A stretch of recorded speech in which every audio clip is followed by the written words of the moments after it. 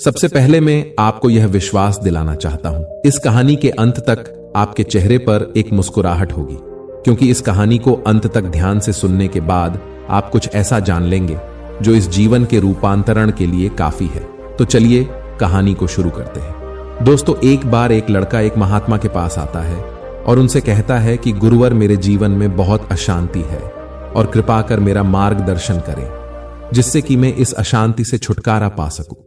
वे महात्मा उस लड़के से पूछते हैं, बेटा तुम्हारे जीवन में अशांति क्यों है? फिर वह लड़का उत्तर देता है, अत्यधिक विचारों के कारण मेरे भीतर बहुत सारे विचार चलते रहते हैं, जिसके कारण मेरा मन अशांत रहता है। फिर वे महात्मा उस लड़के से कहते हैं, बेटा ऊपर उस आकाश में देखो, क्या तुम्हें सूर्य दिख रहा है? वह लड़का ऊपर आकाश में देखता है और कहता है, जी गुरुदेव दिख रहा है। फिर वे महात्मा जी उस लड़के से पूछते हैं, अगर तुम लगातार धूप में खड़े रहो तो क्या होगा? फिर वो लड़का कहता है, गर्मी लगेगी गुरुदेव और शरीर में बेचैनी पैदा हो जाएगी। फिर वे महात्मा जी उस लड़के से पूछते हैं कि बेटा, अगर धूप में खड़े रहने से तुम्हें गर्मी लगती है तो इसमें दोष किसका है, सूर्य का, गर्मी का या तुम्हारा?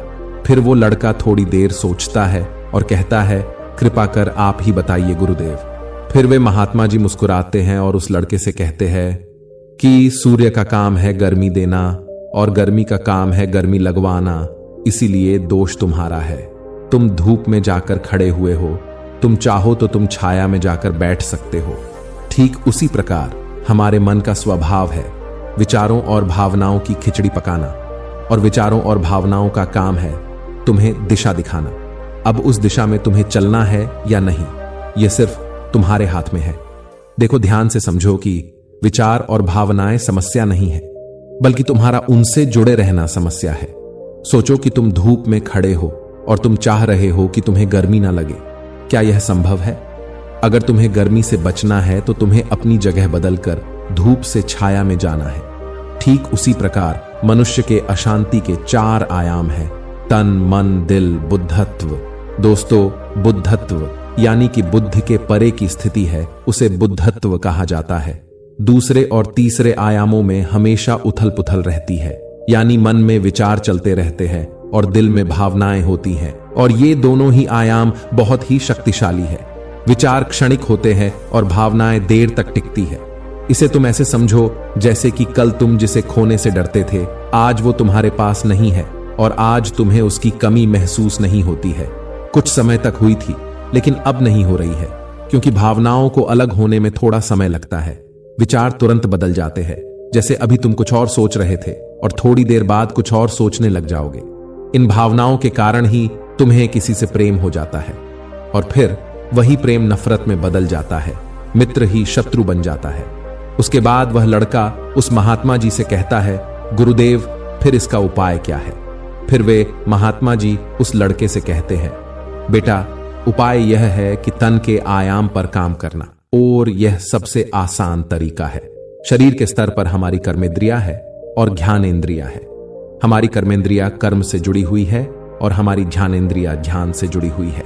इनके प्रति हम अपनी संवेदनशीलता को बढ़ा सकते हैं, और इसका मतलब यह है कि हम जो भी कार्य करें उसे आनंद के साथ कर सकते हैं। जैसे अगर आप पानी पी रहे हो तो पूरी तरह से पानी ही पियो, यानी पानी पीने में अपना 100% कर दो।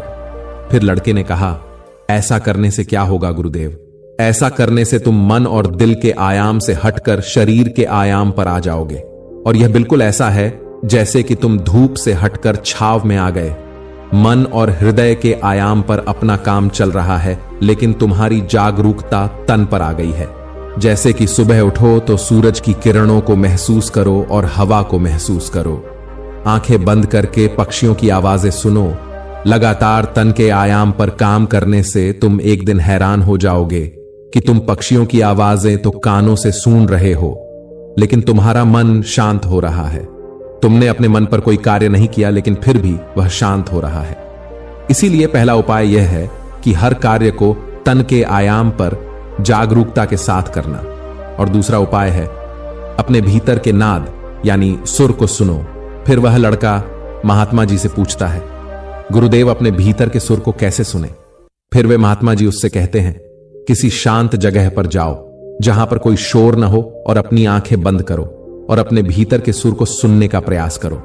हैरानी की बात यह है कि वह सुर कभी भी बंद नहीं होता है और वह हमेशा चलता ही रहता है। फिर वह लड़का पूछता है, तो फिर उस सुर को मैं अभी और इसी वक्त क्यों नहीं सुन सकता हूं?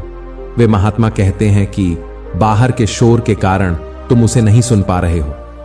अगर तुम अपने भीतर के सुर को अभी सुनना चाहते हो तो तुम्हें अपने दोनों हाथों से अपने कानों को बंद कर दो और सुनो। तुम देखोगे कि यह सुर बिना किसी यंत्र के बज रहा है, और जब तुम इसे सुनोगे तो तुम अपने हृदय और मन से दूर हो जाओगे और तुम्हारा मन शांत होने लगेगा। एक बात हमेशा याद रखना कि मन सबसे ज्यादा सक्रिय तभी होता है जब इसे तुम्हारे द्वारा ऊर्जा मिलती है। अगर तुम अपनी ऊर्जा को अपने तन को और अपने भीतर के सुर को सुनने पर लगाओगे तो तुम्हारा मन कैसे सक्रिय होगा? पर समस्या क्या है पता है तुम्हें? हम अपने विचारों से और अपनी भावनाओं से लड़ते रहते हैं और इसी में ही अपनी ऊर्जा को खत्म कर देते हैं। फिर हमें हर बार की तरह हमें अशांति घेर लेती है।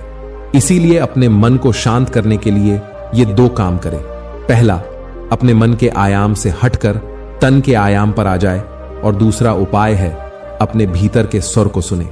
दोस्तों, वह लड़का तो उन महात्मा की बातों को समझ जाता है, लेकिन क्या आप समझ पाए? यह हमें नीचे कमेंट बॉक्स में कमेंट करके जरूर बताएं। दोस्तों, आज की यह कहानी आपको कैसी लगी और इस कहानी से आपको और क्या क्या सीखने को मिला, यह भी हमें कमेंट करके जरूर बताएं। साथ ही अगर आपको यह कहानी पसंद आई होगी और आपके लिए कारगर साबित हुई होंगी तो इसे अपने दोस्तों के साथ इसे अवश्य शेयर करें। धन्यवाद।